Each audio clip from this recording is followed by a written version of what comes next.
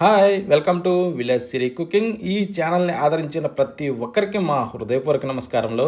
ఇవాళ చాలా మంచి రెసిపీతో మీ ముందుకు వచ్చానండి. చాలా అంటే చాలా బాగుంది. ఈ విధంగా ఒక్కసారి రోటీ పచ్చడి చేశారో టేస్ట్ మాత్రం చాలా అంటే చాలా బాగుందండి. రుచి చూసిన వాళ్ళు వదిలేపెట్టరండి, అంత బాగుంది. ఇది ఎలా చేయాలో ఎలా చేశానో ఒకసారి మన కిచెన్లోకి వెళ్దాం. కానీ దీన్ని ఎవ్వరు కూడా మిస్ కావద్దండి. టేస్ట్ మాత్రం చాలా అంటే చాలా బాగుంది. ఇప్పుడు ముందుగా స్టవ్ ఆన్ చేసి కడాయి పెట్టుకునేసి దాంట్లో కొద్దిగా ఆయిల్ వేసుకోవాలండి. కొద్దిగా అంటే కొద్దిగా. ఇప్పుడు మనం వేరుశనగపప్పుల్ని దాంట్లో వేసుకుందాం. వేరుశనగపప్పులు ఒక పిడికిడండి, ఓకేనా.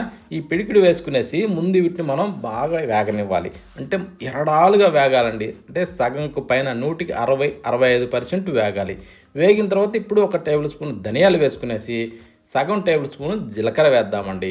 ఇప్పుడు ఇవి రెండు వేసాక ఇప్పుడు మంచి ఎరడాలుగా పూర్తిగా వేగనివ్వాలండి. మంచి కలర్ వచ్చేదాకా మాడకుండా మంచి ఎర్రగా అయ్యేదాకా వీటిని పొక్కులు ఊడేదాకా బాగా వేగనివ్వాలండి. ఇలా వేగిన వాటిని చూడండి, ఈ టైప్ రావాలి. ఇలా వేగిన వాటిని తీసి ఒక ప్లేట్లోకి వేసుకుందాం. కానీ ఈ టైప్ ఖచ్చితంగా చేయండి. ఈ రోటీ పచ్చడి మాత్రం టేస్ట్ చాలా అంటే చాలా బాగుంది. ఇప్పుడు వీటినన్నిటిని తీసి ఒక ప్లేట్లో వేసుకునేసి అదే బాండీలో మరి కొద్దిగా నూనె వేసుకొని ఈ ఎండుమిరపకాయలు వేసుకుందామండి.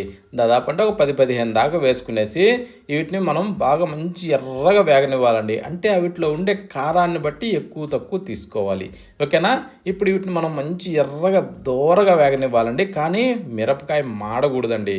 ఇలా పట్టుకుంటే కరెక్ట్ మనాలండి, ఆ టైప్ మనం వేగనివ్వాలి. చూడండి ఎలా వేగాయో మంచి దోరగా.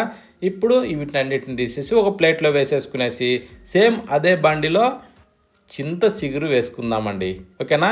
ఈ చింత చిగురిని ముదురు కాడలు లేకుండా మంచి లేత ఆకులు చిగుర్లు గిల్లుకునేసి ఆ చిగుర్లతోని చేసామంటే అందులో వేరుశనగ పప్పులో రుచి మాత్రం అద్భుతంగా ఉంటుందండి, ఓకేనా. ఇప్పుడు అదే బండిలో కొద్దిగా నూనె వేసుకునేసి ఈ చింత చిగురిని దాంట్లో వేసేసుకుందామండి, ఓకే. ఇప్పుడు ఈ చింత చిగురిని దాంట్లో వేసిన తర్వాత కాకపోతే ఏంటంటే ఆ చింత చిగురు మాత్రం ఖచ్చితం శుభ్రంగా రెడీ చేసుకోవాలండి. రెడీ చేసిన తర్వాత మాత్రమే వాడుకోవాలి. ఇప్పుడు ఈ చింత చిగురిని దాంట్లో వేసిన తర్వాత కొంచెం కిందకి మీదకి కలుపుతూ లైట్గా అలా వాడనివ్వాలండి. ఈ నూనెలో కొంచెం లైట్గా వాడనివ్వాలి. ఇలా వాడిన తర్వాత అప్పుడేం చేద్దామంటే టమోటాలండి, మంచి ఎర్రటి పండ్లు కొంచెం గట్టి ఒక 2 లేదా 3 సన్నగా పొడవుగా కట్ చేసుకునేసి దాంట్లో వేసేసుకొని ఇప్పుడు వీటిని మనం మెత్తగా ఉడకనివ్వాలండి. బాగా వేగాలి, ఓకేనా. కానీ దీన్ని సన్న మంట మీద అడుగు అంటుకోకుండా ఇలా కలుపుతూనే వేగనిచ్చుకోవాలండి.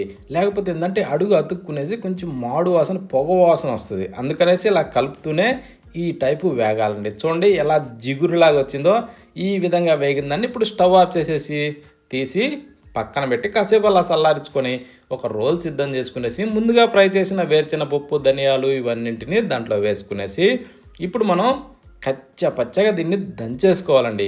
ఇది పచ్చగా అయిన తర్వాత ఫ్రై చేసిన ఎండుమిరపకాయలను కూడా దాంట్లో వేసుకునేసి ఇప్పుడు దీన్ని కూడా పచ్చగా దంచేసుకోవాలండి. మంచిగా బాగా వేగినాయండి. ఎండుమిరపకాయలు గలగల అంటూ సింపుల్గా మెదిగిపోతాయండి. ఇలా పచ్చగా అయిన తర్వాత దీంట్లో ఒక టేబుల్ స్పూన్ సాల్టు, వెల్లుల్లి రెమ్మలు వేసుకునేసి ఇప్పుడు దీన్ని మెత్తగా దంచేసుకోవాలండి. ఈ సాల్ట్ పడ్డాక ఎండుమిరపకాయలు ఇవన్నీ కూడా మెత్తగా మెదిగిపోతాయండి, ఓకే. ఈ విధంగా అయినాక ఫ్రై చేసిన ఈ టమోటాలు చింత చిగురిని దాంట్లో వేసుకునేసి కాస్త అలా కిందకి మీదకి తిరగేసుకోవాలి. ఈ ముందు దంచింది రోటికి అతుక్కు ఉంటుంది కాబట్టి కాస్త ఇలా తిరగేసుకునేసి ఇలా మెత్తగా దంచేసుకోవాలండి. సింపుల్గా మెదిగిపోద్ది. ఇలా మెదిగిన దాంట్లో ఇప్పుడు కొద్దిగా నీళ్లు పోసుకుందాం. ఎందుకంటే కొంచెం గట్టిగా ఉంటుంది కదా, అందుకని లైట్గా అలా లూజు పారాలంటే ఈ టైప్ నీళ్లు పోసుకునేసి కాస్త అలా తిరగేసుకునేసి ఇప్పుడు రుబ్బాలండి. ఇప్పుడు రుబ్బితే వస్తుందండి జిగట. ఆ రుబ్బుతుంటే చూసిన వాళ్ళకి మాత్రం నోట్లోంచి సొంగగారినట్టు కారుతుందండి నీళ్ళు. అంత బాగుంటుంది రుచి మాత్రం. చూస్తేనే నోట్లోంచి అట్టొస్తాయండి. అందులో ఈ చింత చిగురు అంటేనే చూస్తేనే నోట్లోంచి నీళ్ళు వస్తాయి. చూడండి ఈ టైప్ మనకి రోటి పచ్చడి తయారవ్వాలి. ఇలా తయారైన దాన్ని తీసి ఒక బౌల్లోకి వేసుకునేసి ఇప్పుడు మాత్రం ఖచ్చితంగా ఈ పని చేయండి. ఇది చేస్తే టేస్ట్ అదిరిపోద్ది. కొద్దిగా అలా రోట్లో నీళ్ళు అలా చిలకరించుకునేసి ఆ కాస్త అలా తుడుచుకొని ఆ రోల్ని మరి ఎక్కువ పోయొద్దండో ఈ నీళ్ళు, కొద్దిగా అంటే బాగా చిక్కగా వచ్చే విధంగా. ఇప్పుడు వీటిని తీసి ఆ పచ్చట్లో వేసుకోవాలండి. ఆ పచ్చడి తిని చూడాలి, టేస్ట్ ఒక్కసారి తిన్నవాళ్ళు వదిలేపెట్టరండి, అంత బాగుంటుంది. ఇప్పుడు దీన్ని పక్కన పెట్టేసి మనం ఏం చేద్దామంటే మళ్ళీ స్టవ్ ఆన్ చేసి ఒక కడాయి పెట్టుకొని ఇప్పుడు దాంట్లో మనం గంటన్నర నూనె పోసి కొద్దిగా వేడెక్కనిచ్చి తాలింపు గింజలు, ఆ తర్వాత వెల్లుల్లి రెమ్మల్ని కాస్త ముక్కులు పొడిసి అందులో వేసుకునేసి లైట్గా వేగనివ్వాలి. ఇలా వేగిన దాంట్లో ఒక 2 లేదా 3 ఎండుమిరపకాయలు వేసుకునేసి చిటికుడు ఇంగు పొడి వేసుకొని కొద్దిగా అలా వేగనివ్వాలి. ఇలా వేగిన దాంట్లో 4 రెమ్మల కరివేపాకు దూసి వేసి దాన్ని చిటపట్లాన్నిచ్చి ఇప్పుడు రోట్లో దంచిన పచ్చడిని దాంట్లో వేసేసుకోవాలండి. రోట్లో దంచిన పచ్చడిని దాంట్లో వేసినాక వెంటనే స్టవ్ ఆఫ్ చేసుకోవాలి. స్టవ్ ఆఫ్ చేసినాక ఇప్పుడు కాస్త అలా బాగా కలుపుకోవాలండి. కలిపిన తర్వాత ఇప్పుడు ఒక ఉల్లిగడ్డని ఇలా రెమ్మలు విడదీసి అందులో వేసుకునేసి ఇప్పుడు ఇలా మిక్స్ చేసుకునేసి ఒక్కసారి టేస్ట్ చూసుకొని ఉప్పు ఇవన్నీ సరిపోయా లేదో ఇక సర్వ్ చేసుకొని తినడమేనండి. ఓకేనా, అంత బాగుంటుంది. ఎవరైనా సరే ఈజీగా చేయొచ్చండి. ఈ పచ్చడి మాత్రం సింపుల్గా తయారయ్యే ఈ పచ్చడిని మాత్రం ఎవ్వరూ మిస్ కావద్దు.